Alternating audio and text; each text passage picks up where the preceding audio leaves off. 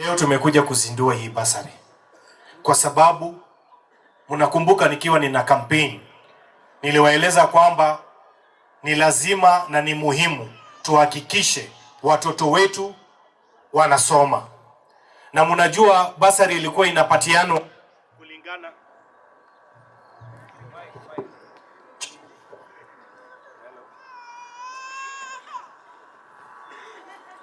Thank you. Basari ilikuwa inapatiana kulingana na nani anajua nani ama namna gani, na haikuwa inafika kila mahali. Hata wengine walikuwa wanauza basari, na unajua basari ilikuwa inapeana shilingi 2,000 na shilingi 3,000. Nilipoingia katika ofisi nilisema hayo mambo tutawachana nayo. Watu wote, wazazi wote wa Nyaribari chache lazima watoto wao wapatiwe basari ama namna gani. Mwaka ule uliopita tuliweka karibu shilingi milioni 47 kwa basari. Nilipotangaza masuala ya secondary school, wazazi walikuja wengi kwa fujo, maelfu.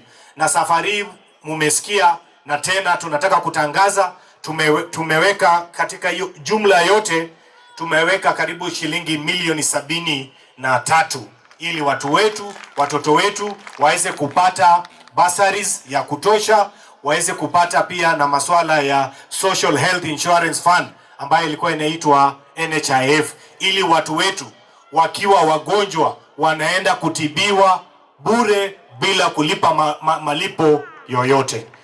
Those are the things ambazo tunajaribu kufanya. Nilikuwa nimeweka shilingi milioni 1,363. Mwalimu mwalimu wa primary, we gave 1.3 million to Nyaguta primary school for some renovations, na pia tumesema tutaweka pesa ingine katika hiyo shule ili tuweze kubadilisha hiyo shule, tuweze kutengeneza.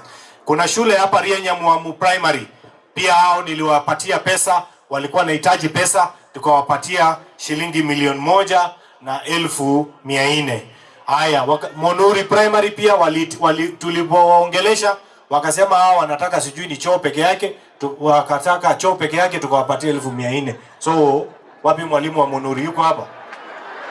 Unajua wakati ukienda hospitali, wananchi nataka munisikilize, wakati unaenda hospitali unakutana na daktari, so unamueleza ile shida uko naye. Sasa mimi nitajua ile shida kama hawa walimu hawezi kunieleza? Sasa huyu alipoulizwa akasema anataka ajengewe choo. Sasa mimi mnataka nifanye namna gani? Si tumempea 1,400,000 wajenge choo.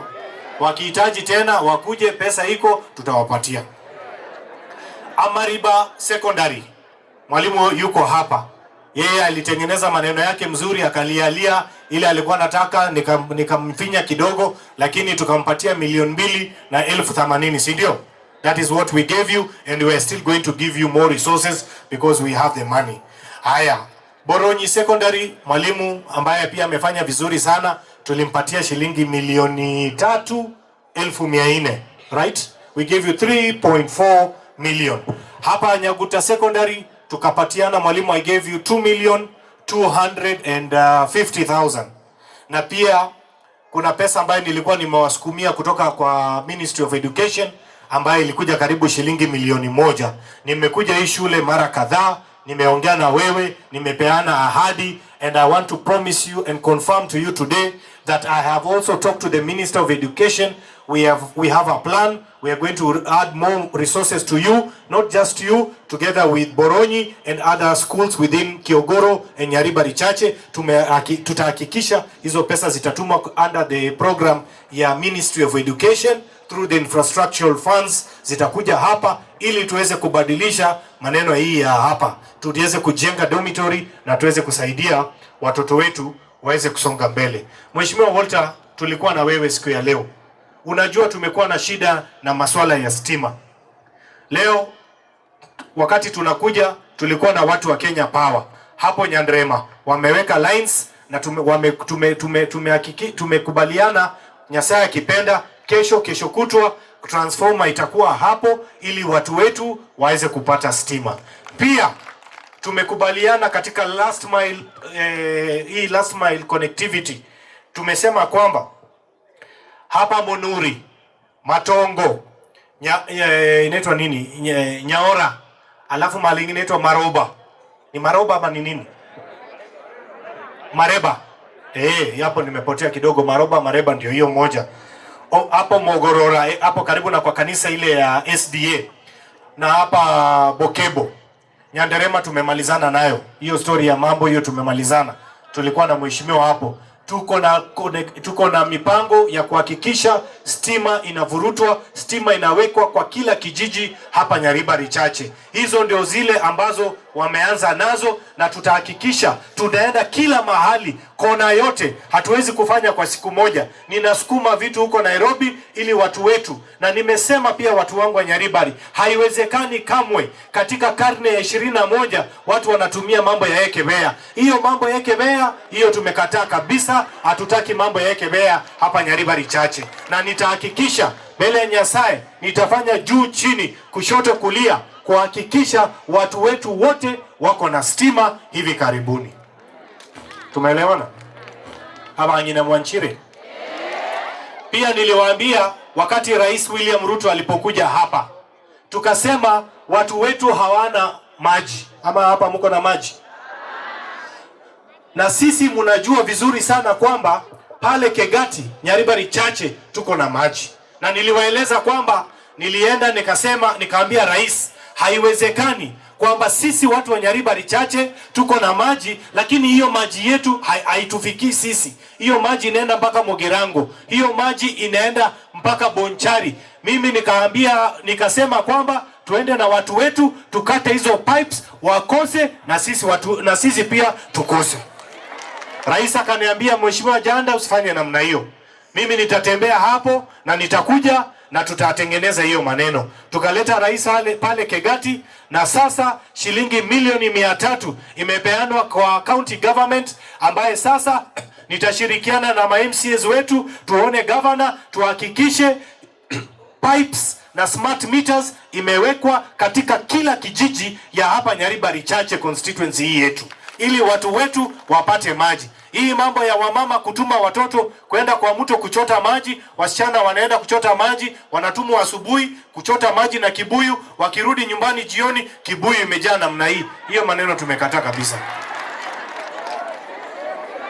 Tunaelewana? Barabara. Mimi nilienda nikaongea na Rais William Ruto. Tukakubaliana na yeye. Huyu contractor Mchina ambaye alikuwa anatengeneza hii barabara. Mnajua watu wanaleta propaganda. Ati watu tunasema Jhanda amelala usingizi. Mimi ni mtu ya kulala usingizi? Mimi katika bunge la taifa nimekaa kwa committee ya transport and infrastructure, mahali barabara zote za Wakenya, barabara zote zinapita. Mimi nimekaa hapo. Hata Rigathi Gachagua deputy president akisema itengenezwe kwake, ninakaa ninaangalia, na mimi nasema Nyaribari hapa pia sukuma hii kidogo namna hii inapitishwa. So nimeweka mikakati ya kuhakikisha barabara zetu zote zitatengenezwa. Nilipoongea na rais wetu Mheshimiwa William Ruto, tukakubaliana na rais kwamba huyu contractor Mchina mwenye anatengeneza hii barabara, tumeweka kwa hii budget atalipwa pesa karibu milioni 400. Akishalipwa hiyo, sasa atarudi kwa site, waanze kutengeneza hiyo barabara, iwekwe lami. Hii barabara inapita hapa, tuhakikishe watu wetu wamepata lami bila wasiwasi yoyote. Tunaelewana?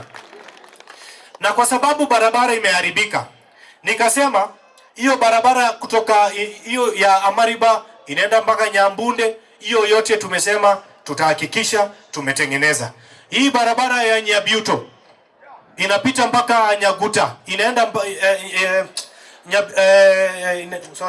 Nyabiuto, Nyaguta inaenda mpaka pale Rigena. Nimeweka contractor waweze kuitengeneza kwa sasa, ili watu wetu tukiongojea wa China wakikuja wakimaliza kutengeneza hiyo barabara, nimesema hiyo barabara iweze kutengenezwa. Tumeelewana? Kuna hii barabara ya Kiogoro na Boronyi, hiyo pia ukarabati nimesema iendelee, waweze kuhakikisha imetengenezwa. So mimi nataka kuwaambia watu wangu wa Nyaribari, gaki ama sikani, munipatie nafasi kidogo ninyoroshe hii vitu. Wale ambao walikuwa kwa uongozi kwa miaka karibu 10 wamekuwa hapo, munaona vile ilikuwa. Wakati mimi nimeingia mwaka moja, watu wanasema Jhanda ng'ayare, Ochire, Otamire, ng'ayare. Gaki. Mbele ya Nyasaye Otamire ameenda wapi? Hata muona siku hizi nimekonda. Hakuna kitambi. Kama ingekuwa ni mjumbe mwingine, hii ingekuwa hapa, hii inafanya namna hii. Si lali usiku. So, munipatie nafasi. Unajua haiwezekani kubadilisha hii vitu yote kwa siku 2 siku 3. Kwa hivyo muwe patient, nifanye kazi ile ambayo mumenipatia. Na mimi ninataka kuwauliza swali moja. Mimi Zaheer Jhanda mumenipea hii nafasi. Kwa hii miaka nifanye kazi. Yaani munaona mimi ninaweza waangusha nyinyi? Niweze kulala kwa kazi. Na munajua 2027 itafika.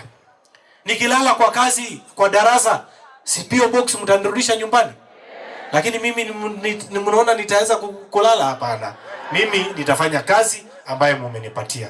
Tumeelewana? Nimesikia mheshimiwa ndugu yangu anaongea Walter, masuala ya NYS, masuala ya polisi. Serikali saa hii hakuna mambo ya polisi, hakuna mambo ya jeshi. Tumesema vijana wetu wote wataingia kwa NYS. Na ukiingia kwa NYS, ukitoka NYS, PO box jeshi, PO box GSU, PO box Army, PO box AP. Tumekubaliana? Kwa sababu watu wanaibiwa pesa. Mama anaambiwa uza shamba, leta pesa, mtoto atapelekwa, mtoto atachukuliwa, kumbe ni conmanship, mtu anaibiwa pesa, mtoto anabakia namna hiyo. Kwa hivyo rais alisema yule kijana yoyote ambaye anataka kuingia kwa jeshi, kwa polisi, waingie kwa NYS. Ukitoka NYS, unaenda wapi? Unaenda kwa jeshi. Tumekubaliana? Kwa hivyo nafasi zikitokea zile ambazo tutapata kama wabunge Gaki, Kiogoro, msiwe na wasiwasi. Mimi sina hiyo ombo kenyomba. You know that. Sina. Hakuna ndugu yangu hapa, hakuna sister yangu, kazi ni ane, wewe auntie ane, hakuna. Hata mpango ya kando hakuna. Tunaelewana? Juzi nimechukua vijana 28. Nimewapeleka Qatar. Nimechukua vijana wa bodaboda, nimewapeleka Qatar. Nimelipa pesa yangu ya mfuko, ndege yao, mamilioni ya pesa, ili watoto wetu waweze kwenda kufanya kazi, wajisaidie katika maisha yao. Tunaelewana? Mbona munipigie makofi? Okay. Ama ninja? Ninja? Njaa? Na tuko na Walter hapa. Tuko na Steve Arika hapa. Tuko na Shem. Na mumeona huyu mama amekuja hapa amekaa mzuri. Mumemuona? Fund manager amedance vizuri na MC, na tutawaleta pia watadance kidogo ama namna gani? Si ndio? Kwa hivyo fund manager, wewe jipange. Na kwa sababu umesema hauelewi hii lugha yetu ya Ekegusii, basi ule MC niliona anajua kucheza ile ya matajiri, mtapangana na yeye, tutawafunyisha harusi, msonge muende mbele. Ama namna gani?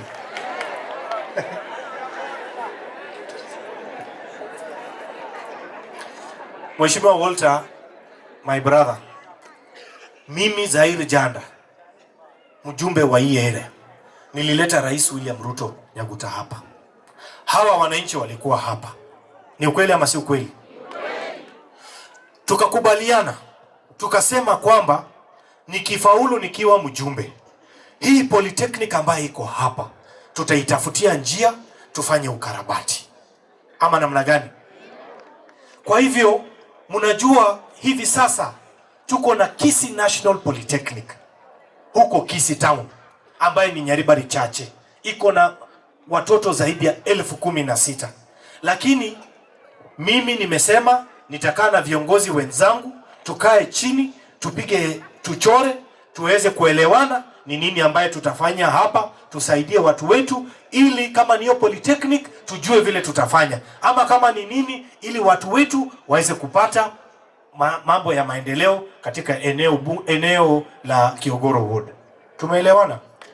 Ya mwisho, mimi ninataka niwatangazie leo, munisikilize.